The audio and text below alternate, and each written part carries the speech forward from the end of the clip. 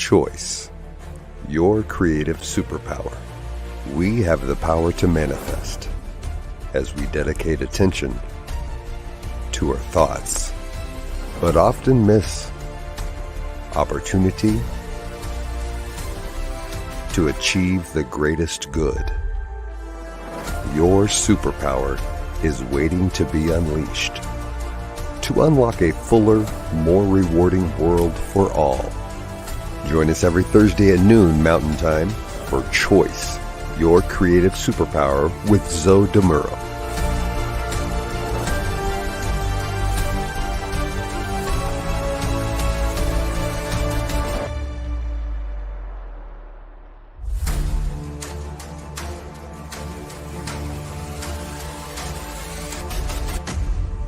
And now, here's Zoe. Hello, folks. Welcome to the New Thought Media Network. My name is Zoe Muro. I am delighted and honored, as always, to be your host for Choice, your creative superpower. We come to you each week, Thursday, 12 noon Mountain Time, 11 a.m. Pacific Time, from Oakland, California. We are here to explore how you can wield your superpower for the greatest good and co-create a life experience that is most fulfilling. If you're coming back, it's great to see you here again. If this is your first time, well, welcome, and thank you so much for tuning in. I'm a religious science practitioner with the New Thought Media Network, as well as a transformational coach. Both my ministry as a practitioner and my mission as a coach are to help people live their lives to the fullest. Today, in episode 57, we're going to be looking at the relationship between choice and thriving, which is pretty much the definition of living life to the fullest. This is one of those episodes that's just, it just feels so good to present. And I'm not saying that the other episodes were bad or inferior in some way, but let's face it, the topic of thriving feels, well, at least to me, as something that we can all aspire to, that we would all want, that we would all see as a tremendous benefit in our life.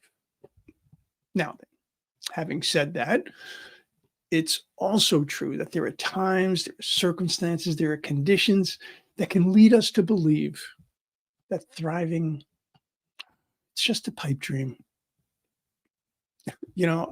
Let me rephrase that. The original meaning behind the expression pipe dream is actually one of the reasons that personally I came close to not only not thriving, but pretty much not living at all. I mean, let's face it, drug addiction just doesn't leave a lot of room for thriving. So instead, let's rephrase. I'll say that at times, thriving seems like the most unlikely state that one can imagine. And I absolutely understand that.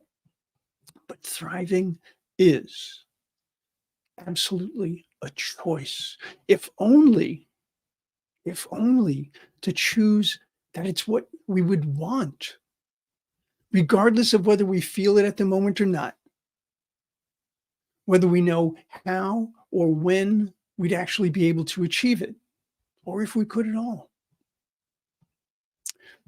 I truly believe that fear is the one thing that most powerfully erodes a belief in thriving. Let me give you an example from my own experience. When I was mired deep in drug addiction, I was in pure survival mode. Right? Not that I would have been able to express that, but all I could focus on was how, where, and when I would get the drugs that I needed. The fear that I would be found out, that I would be arrested, that I would be unable to score, all of this fear eliminated my desire for anything other than acquisition. And what I rationalized as, well, I don't know that I would say that I was in any way being rational, but what I, in essence, rationalized as an escape. When I was able to get out from underneath the drugs and the alcohol, I wouldn't want to leave the alcohol out. It took quite a while for me to think beyond the day in front of me, sometimes to even think beyond the hour that was in front of me. As I healed, though, it was as if I had discovered capabilities I hadn't realized still existed within me. And in some cases, capabilities I didn't know I ever had, even. That was the real beginning of my thriving. The dictionary defines thriving in this way. Let me bring this up. Okay, dictionary says that thriving is prospering, being successful, growing or developing, especially vigorously, and flourishing. Okay.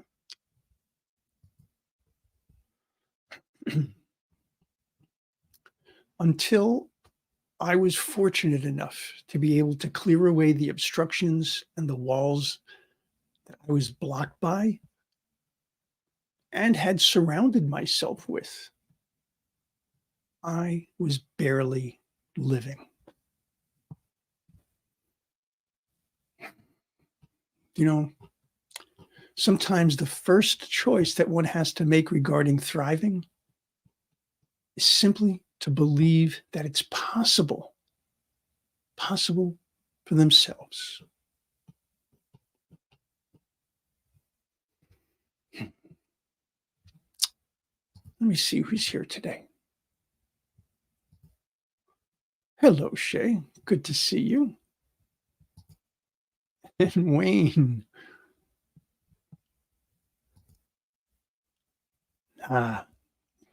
It is so good to know that you believe that.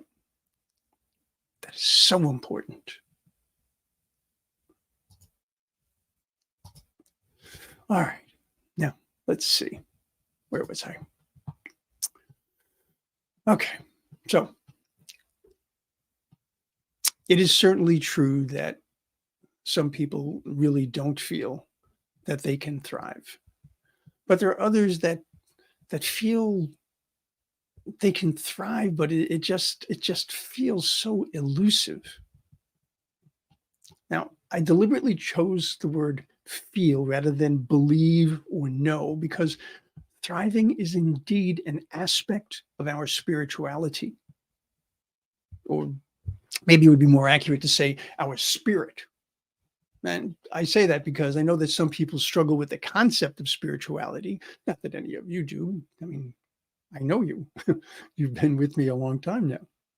But the people who do struggle with the concept of spirituality tend to equate it with religion or the idea that they must acknowledge some form of deity. But what I'm referring to might be the easiest way to understand spirit, the animating force, the energy within that keeps us going even in the darkest of times. Now, make no mistake about it, no matter how difficult life feels, no matter how deep that hole seems to be, if you see that that is not what you want, you can thrive.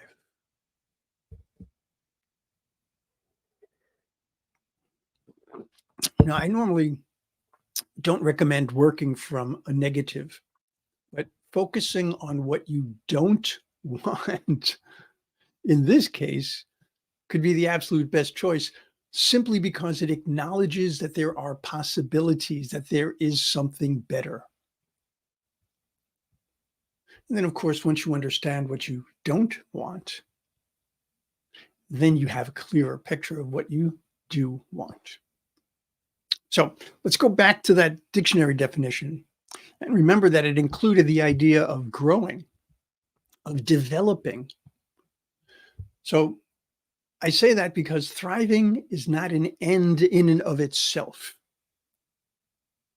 It's dynamic. It's a process. It's a perspective. It's an attitude.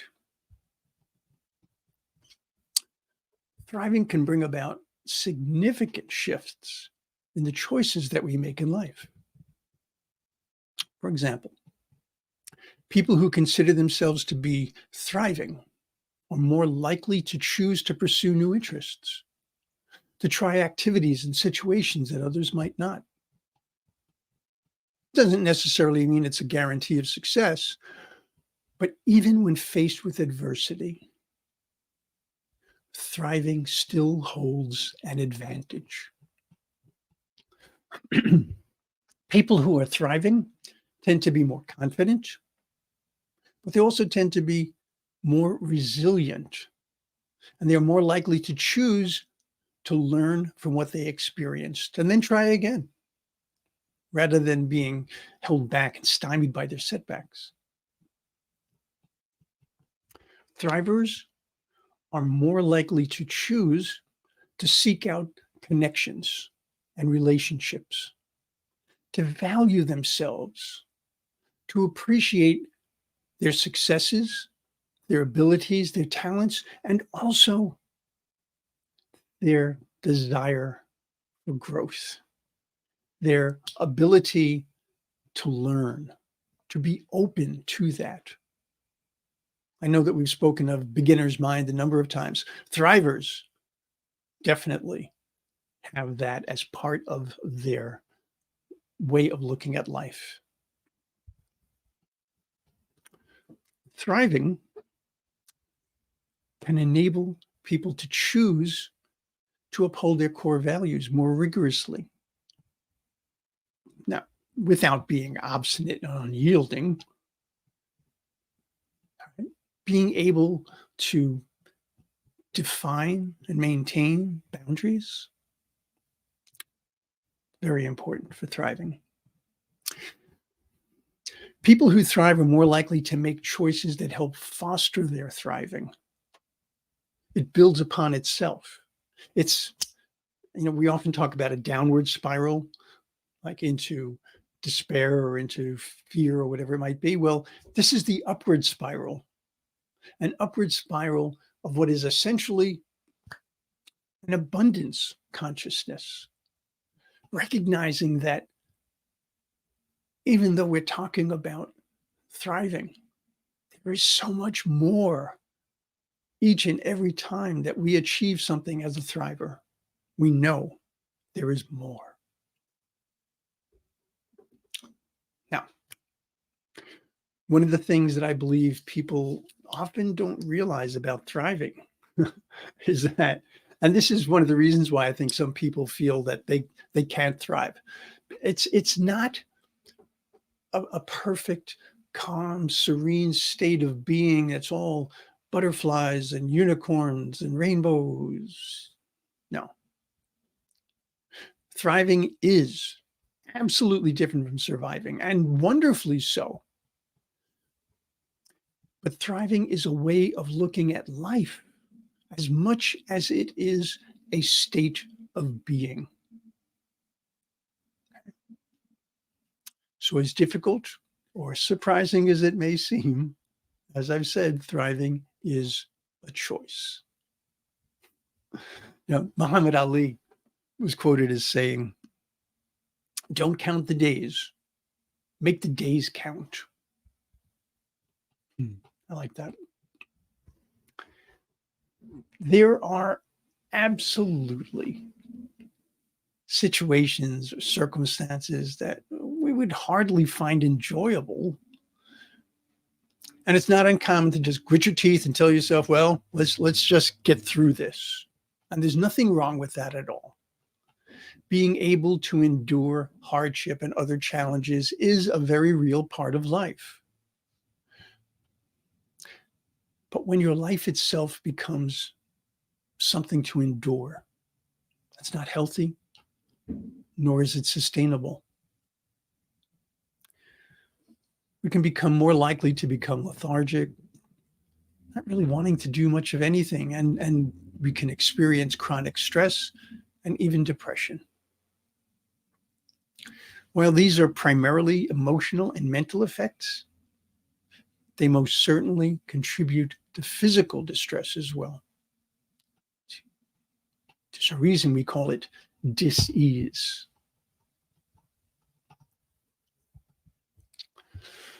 Hang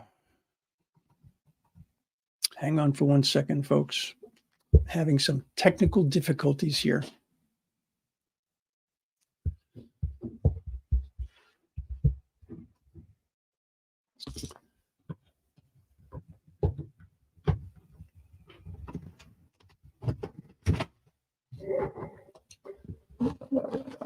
I'm sorry, I will get back to you momentarily.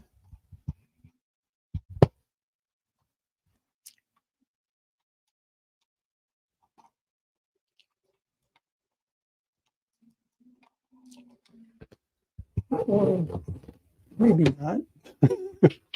Might be a longer moment than I had anticipated.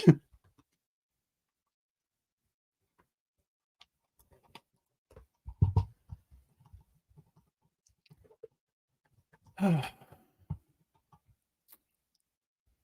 right, we are definitely having some problems today, technically. I don't know what is going on with my computer.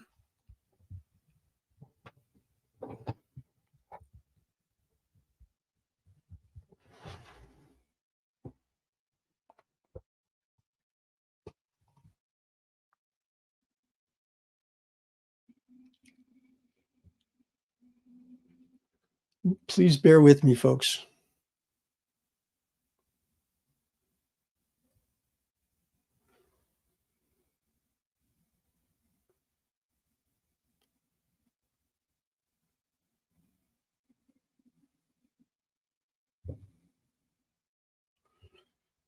All right, let me see. What in the world am I doing?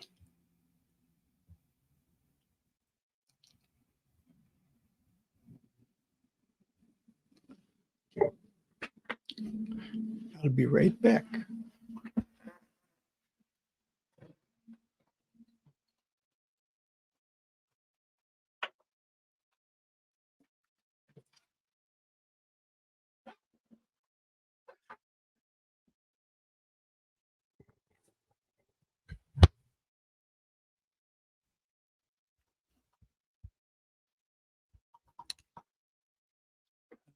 Folks, this is this is embarrassing, but I can't seem to get my keyboard to work properly. Oh well. Well, I'm going to just see what I can do here. So bear with me, please.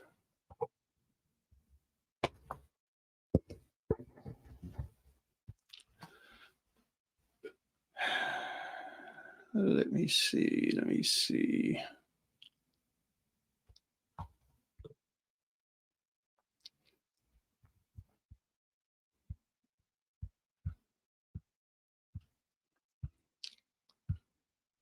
I think I'm going to get it, folks. I think I'm going to get it.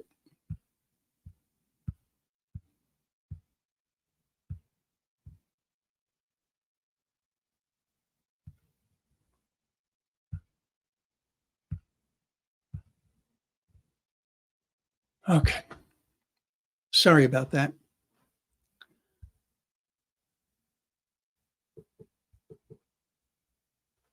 Let's see. Here's what Shay had to say. I'm actually thriving right now, but some might not see it as such. I'm thriving in my spiritual life and persevering through intense healing. This is thriving. I agree. And you bring up a very interesting point here, the idea about how some might not see it as such. I said that there were a number of things that really were counterproductive in terms of our ability to feel that we are thriving. Comparison is absolutely one of them. No one can define for you what thriving is. Right? No one can know where you're starting, where you're going, what it is that is important. All right. Very personal. So we were talking about times and things that are difficult and not exactly what we would like in our life. So understanding that these are all potential realities at times, and understanding that simply enduring one's entire life is or surviving, while it does have a place at times, it's not sustainable, nor is it in alignment with who and whose we are. So it behooves us to find a path to thriving without ignoring reality, but embracing it more fully. Easy for me to say, right? Well, I most certainly am a realist. So let's look at some choices we can make which will help move us from surviving or enduring to thriving.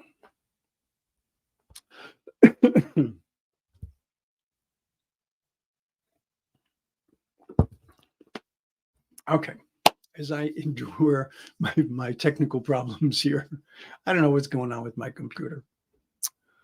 We've already established that simply wanting to thrive is a choice. And it's a most important step. I suppose you could even say that believing that thriving is possible is truly the very first step. So, what do you do if you don't believe you can thrive? If you feel that you're so far behind the curve that thriving seems like just a luxury rather than something that's reasonable and something that's attainable, well, challenge your thinking. Why do you feel it's outside your grasp? Are you hearing someone else's voice in your head that's belittling your desire?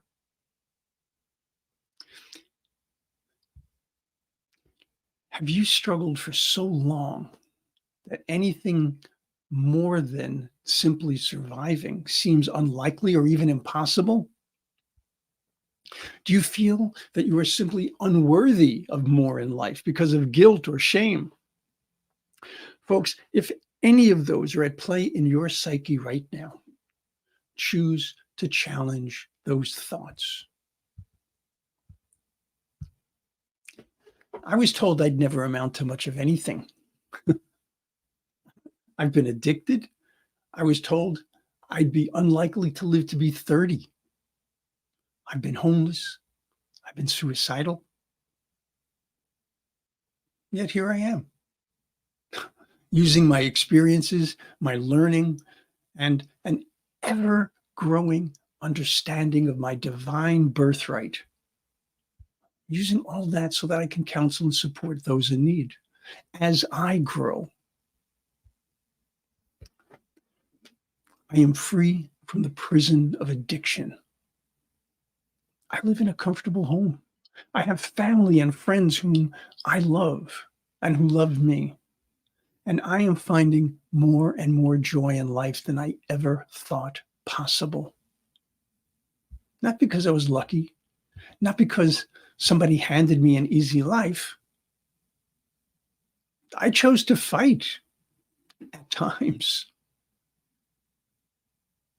to work, to embrace, and also to surrender, to believe in something greater than myself and to believe in myself.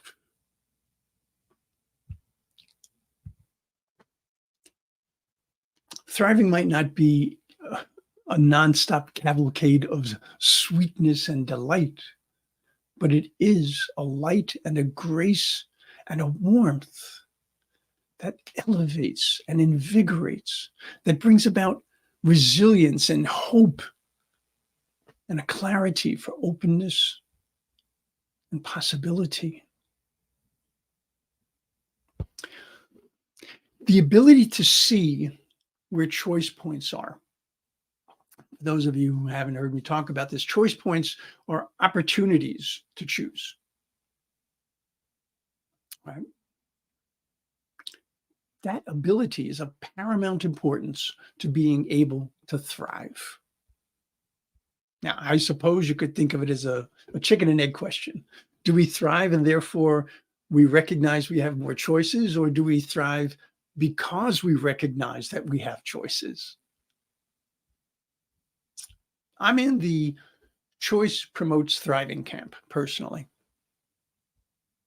Choice can mean freedom.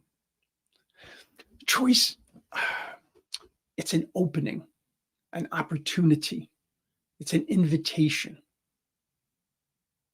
So let's consider some of those invitations. Remember, invitations in this particular case are your choices. You can choose to focus on being more present to the moment.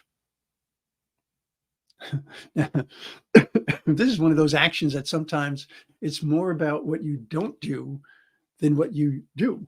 What I mean by that is forget about this so-called multitasking. First of all, the human brain is literally incapable of multitasking. We only have one processor, folks. We're not computers. What people who claim to be great at multitasking are actually great at is starting and stopping activities or their thoughts, patterns, whatever it might be, and simply putting a placeholder there to allow them to return to where they left off. And they shift back and forth. But that is not multitasking. That is actually being less present to each moment, to each activity. Now, why do we care? Because being present to each activity, to each conversation, brings a richness, a depth, which contribute to a more fulfilling life experience. And you know what? That even extends to washing the dishes or taking a shower. Allow yourself to feel, allow yourself to hear, allow yourself to sense. When you're in a conversation with someone, if you're constantly figuring what you're going to say in response, if you're constantly saying, well, yes, no, no, yes, that's not being present. You want your relationships to thrive? Allow yourself to be fully present to them. You know, we can consider that there's a number of ways that we relate to people. We relate to them through dependence, through codependence, interdependence. There's nothing inherently wrong with depending on someone. Matter of fact, it's a good thing, providing it doesn't become a restrictive state known as codependence. So Dr. Renee Exelbert describes it this way. She says, codependency is a circular relationship in which one person needs the other person, who in turn needs to be needed. The codependent person, known as the giver, feels worthless unless they are needed by and making sacrifices for the enabler, otherwise known as the taker.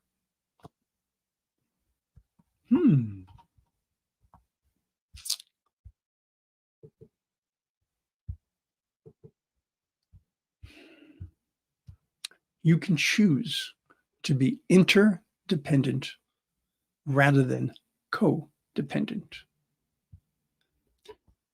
As much as we value our independence, especially in our society, our ability to thrive can be constrained if we carry it too far and see ourselves as being either strong and capable only if we do it by ourselves, or if we're in a relationship where we rely completely on another person or persons. Right. And it's not necessarily just a relationship. It could be our focus on life, saying, oh, well, they have the control. If we abrogate our own life to another person, we've created limitations. we're damaging our sense of self-efficacy, our ability to succeed and grow.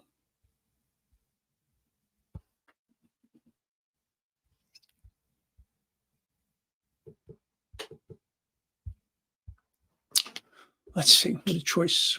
Okay, so Shay said, the first choice I had to make and continue to make is to live here.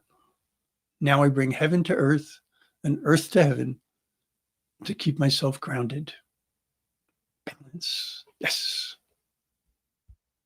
One of my favorite things in the world, balance.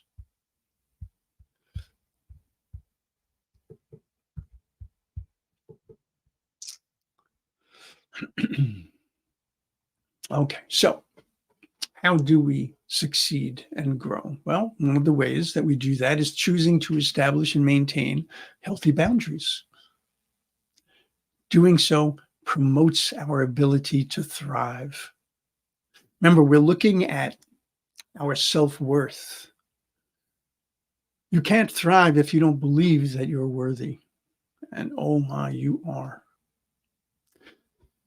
Choosing to identify one's passions in life is another important step to fulfilling engagements and achievements in your life. In that same vein, choosing to create a vision for yourself. Okay, and it could be, I'm literally talking about creating some sort of a physical vision for yourself, whether it's a series of images, a written statement, a drawing, or a painting, whatever it might be. And then developing goals in support of that vision can bring about a much greater sense of life satisfaction. And I cannot stress enough the benefits of actually physically creating a vision board or a vision statement or something to that effect, rather than keeping it all in your head. Having a clear and constant reminder of your priorities and understanding the benefits associated with them.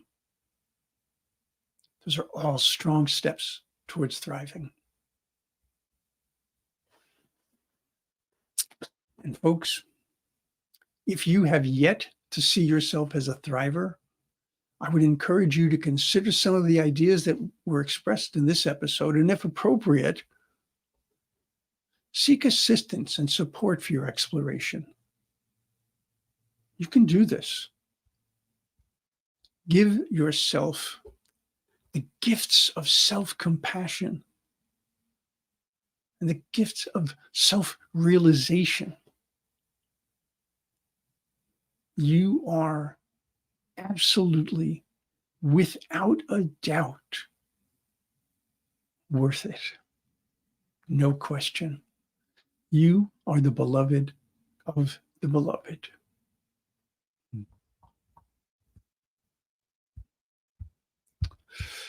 Let's see.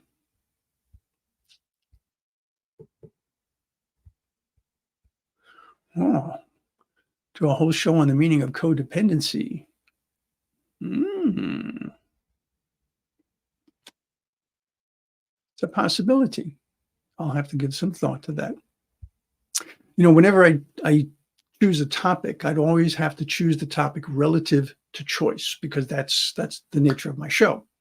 So let me explore that. And if so, I'll get it done. All right. So that's it for today, folks. First of all, thank you so very, very much for dealing with my technical difficulties. I greatly, greatly appreciate your hanging in. No, that's it for today, though. Any aspect of choice and thriving that you'd like me to explore further, as Shay did, by all means, let me know. I'm always interested in hearing what your suggestions for a topic would be. You can reach me here at zodimuro@gmail.com. I always hold anything that you share with me in complete confidence, of course. Well, I truly appreciate spending time with you this week. And I want you to always remember that New Thought Media has so much going on here. Just a few ideas for today. 1 p.m. Mountain Time. Finding the Joy in the Journey is presented by the delightful Reverend Gina Cavario-Krupka. Our special guest, Reverend Dr. C.C. Coltrane. 2 p.m. Mountain Time. Practitioner Ken Ludwig presents the Vibrant Living Hour. 4 p.m. Mountain Time. Reverend Brock Ford presents his Spiritual Toolkit. And folks, I want you to know that our mission is to bring the joy of new thought to the widest audience possible. To present all of that, we need your support. So if you can, spread the word about the New Thought Media Network. Social media is a powerful tool. Let people know about all that we have going on here. Invite them to go to ntmedia.org and check things out. You can look on YouTube as well. Simply put in New Thought Media Network and all sorts of wonderful shows are going to pop up. I look forward to seeing you again next week. Until we meet again, choose wisely. Much love and many blessings. Oh, there's one more comment here I want to check out.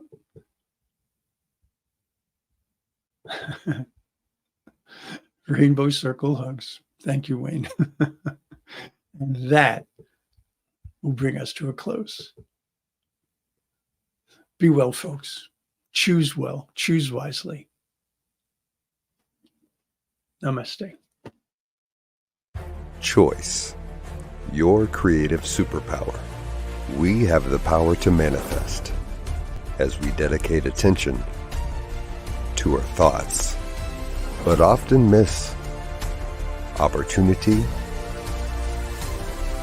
to achieve the greatest good. Your superpower is waiting to be unleashed to unlock a fuller, more rewarding world for all. Join us every Thursday at noon Mountain Time for Choice, Your Creative Superpower with Zoe Muro.